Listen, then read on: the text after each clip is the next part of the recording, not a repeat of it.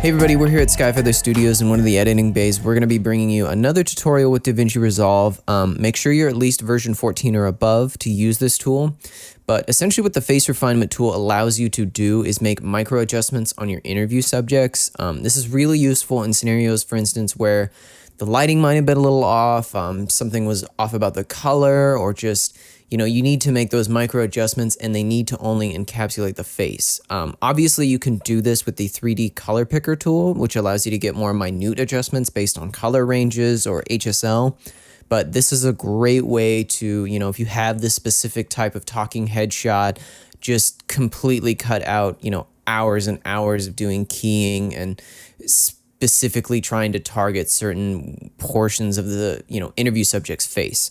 So the great thing about this tool is that it's actually extremely easy to set up, almost too easy, and that's why I love it so much, is because you don't have to fiddle around with all of those color guidelines or anything like that. So in this case, we have this talking head interview subject here, and there's nothing particularly wrong with it. Maybe a bit too much shadow on the eyes, maybe a bit too much shadow near the nose region. You can kind of see the lighting's coming from the reflection on the left side and that sort of window creeping in. And you also have that kind of contrasty highlight going, in the lower lip region. But ideally, we can fix a lot of these things with the face refinement tool. But first, I kind of want to preface this by saying that you should apply this tool ideally after you've applied your LUT. If you're shooting with log footage, convert it to a Rec 709 space, or at least after you've done your basic grading. The more contrast you can create between the subject and the background, for instance, ideally you're shooting wide open or, somewhat where there's space in between the subject and the background. As you can see here, there's a little bit of nice subtle bokeh, but if you have it to where there's enough contrast, both color and sharpness wise, it makes the tool a lot easier to track the subject's face.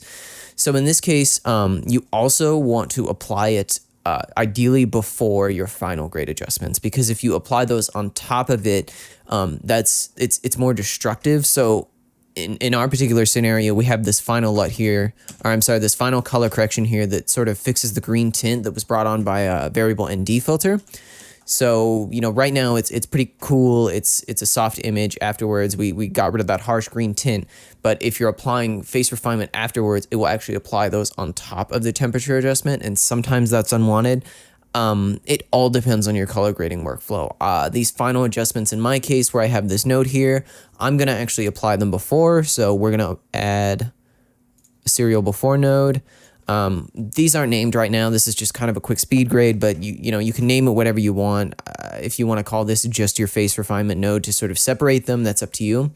But go ahead and go up into the Open Effects panel, type in face. It's going to be the only plugin, at least that's native to Davinci Resolve, that has that built into it. And you'll notice when you load it, it doesn't actually do anything by default. That's because first we actually need to track our subject's movements. And the great thing about this is it's dead simple. I mean, it's really just hit this analyze button and it'll go. Obviously, the longer your interview is, the longer this tracking will take. So in this case, we're just going to hit analyze, and I'm going to jump cut to the next part where it's already been done. So you'll notice here, before I even jump cut, it's pretty fast. I mean, you'll see this overlay kind of tracking where the lip movement is, the chin movement, the eyebrows, the eyes, and the nose, and it just really gets it right pretty much every time, and it'll kind of feather in between, so these edits will be seamless. But I'm going to go ahead and jump cut to when this is finished, so we'll see you back in a second. Okay, and we're back. And the one thing I forgot to mention before we actually started doing the tracking is that because Davinci Resolve will overlay clips and expand them within the color timeline, if you go back to your regular timeline, and for instance, we have this B cam shot overlaid on top of our original subject, you'll notice that the face kind of just completely loses tracking. That's fine. It's still tracking the clip underneath it.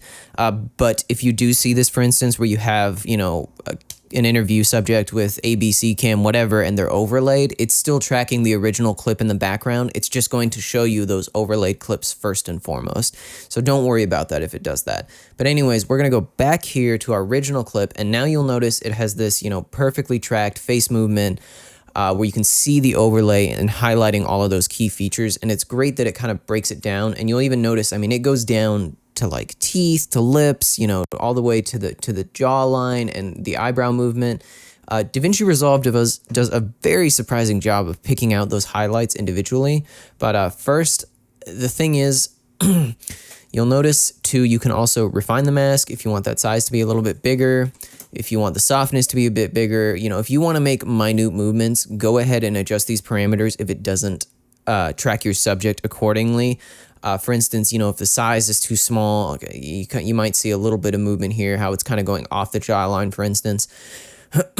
Or if it's when you hit show mask, it's a better image of what you're getting, because really these rigid lines that it's projecting on here is not actually what Davinci Resolve is taking in. It's actually feathering it a lot, and sometimes the more you feather it, you'll get a glow or some sort of adjustment where it's overflowing into the background. So make sure you adjust accordingly. In our case, this is good enough for what we're doing, but those tools are always there should you need to get more accurate tracking information. But to start with, we're going to uncheck Show Overlay. That means that, at least for now, that highlight is just gone. We really don't need it after the tracking is done. It's just kind of there to showcase refinement tools. But in this case, we can start off. You can already essentially play with it. If you go to smoothing, just smooth out his skin a little bit. Horrible looking there, but that's just like a massive example of what you could do. For instance, detail size, if you're trying to smooth it, but you're just trying to smooth out certain portions of it, go ahead and play with it according to what you need in your particular scenario. In this case, like I said before, we kind of have, there's a little bit too much shadow under the eyes. And also with the color grade too, maybe a little bit more punch, but we're going to start off with on that eye retouching. So right here, you'll notice there are a couple different things. It breaks it down, luckily, into each portion of the face. So for instance, we could do a little bit more brightening there. Oop, not on the eyeballs, my bad. Where is it? Oh, eye bag removal is actually going to change a little bit more of that brightness under the eyes. Not too much to look too artificial, but, just a small, subtle smidgen. And then if we just, turn that on and off, you see that kind of brings out a more evenly textured face. And you can overdo it easily. It's like any other tool where you need to find whatever the amount is that's suitable for your needs, because right now just that small amount really helps the pop a little bit more, make it just a little bit more smoothing, something that you wouldn't really notice unless you were pixel peeping or you're doing your color grade or your edits.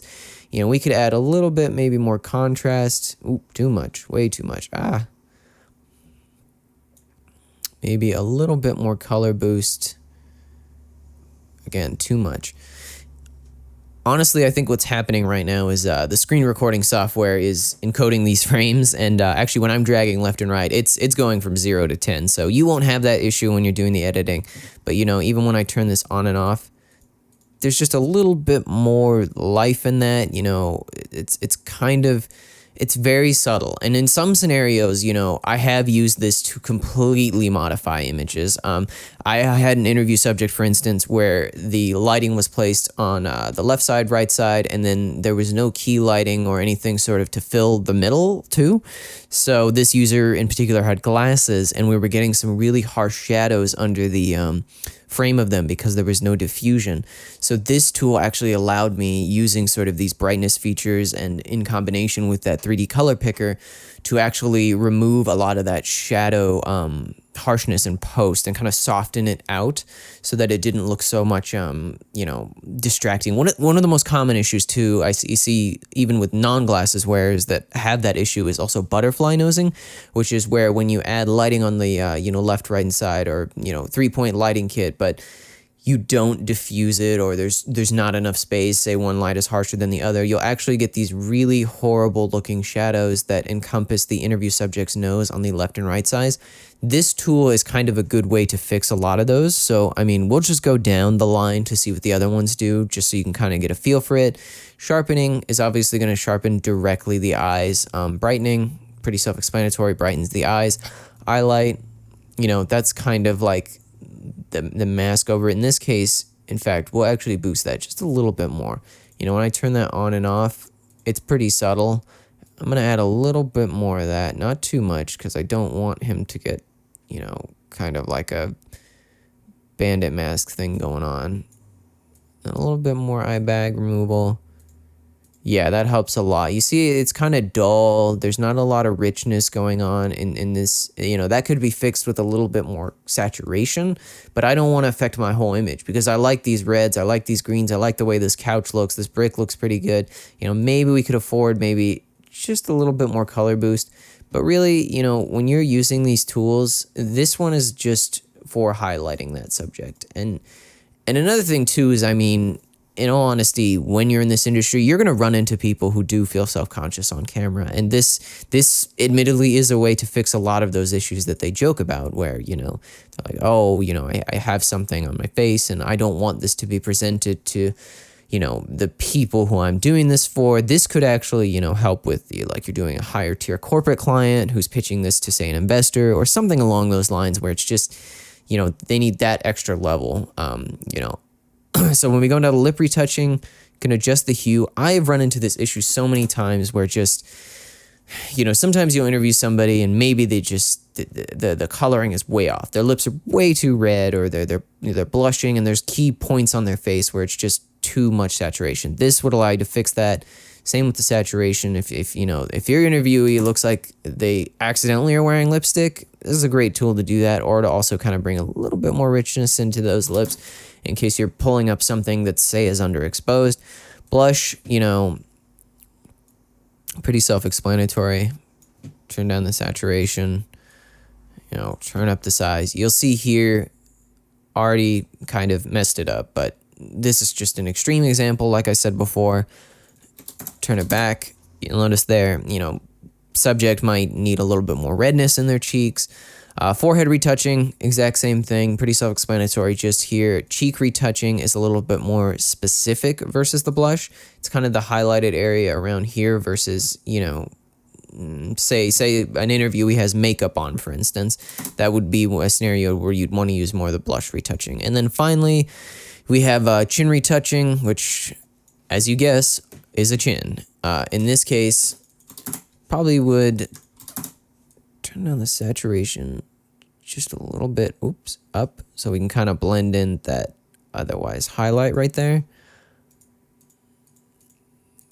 That does help a lot, even though it's not necessarily something that your client will immediately see. And then finally, if you're doing some extreme adjustments and you really just don't want to mess around with, like, say you're bringing up a shot that's two four stops underexposed and the colors are just horrible.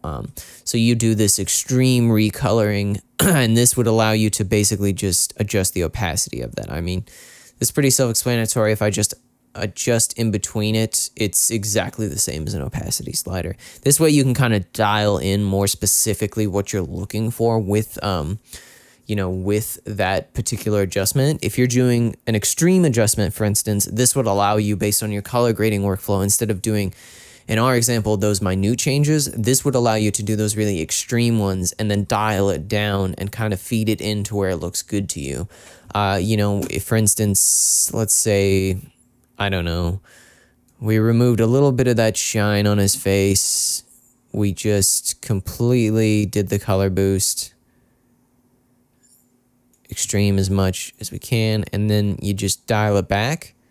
That right there already gives, a little bit more richness without looking, unnatural. Just a little bit more, I don't want them to look orange. But even there, that's a little bit more richness that would take your project to that much more of next level. And then finally, when you're done, usually what I find is best to do is like I said before, put your final grading at the end. So if for instance, we had this tool right here, if I took this grade and moved it over here, and we did our tint adjustment, and then our face refinement, you will just inherently get different results. Come on now. Oh, there we go. So yeah, that's not as bad, but Honestly, I still just recommend doing that simply because it's easier to do those final adjustments once you've gotten an image out of your interview subjects, talking head interview that you like. That way you can do, temperature, tint, highlights, maybe even a curves adjustment. But yeah, so there's the face refinement tool in DaVinci Resolve. Play with it, kind of figure it out how you can better integrate it into your workflow. Ideally, you don't have to use this tool. This is more of a repair tool that if things go bad or you just want to make more adjustments, that you're going to find that you're probably not going to use it. But it's also great for extra level grading in those talking head interviews. But until then, feel free to follow us on all of our social media platforms, such as Instagram, Facebook, YouTube, Twitter, and more. And more importantly, we want to hear what you guys want to learn, what you guys want to experience. We want to make videos that you guys want to watch. So hit up the comment selection below with any more tutorials you'd like to learn. And it doesn't have to be Resolve. It can be Premiere, After Effects, anything like that, camera techniques, hardware techniques, whatever. So make sure to like, comment, and subscribe. But until then, we'll see you guys later.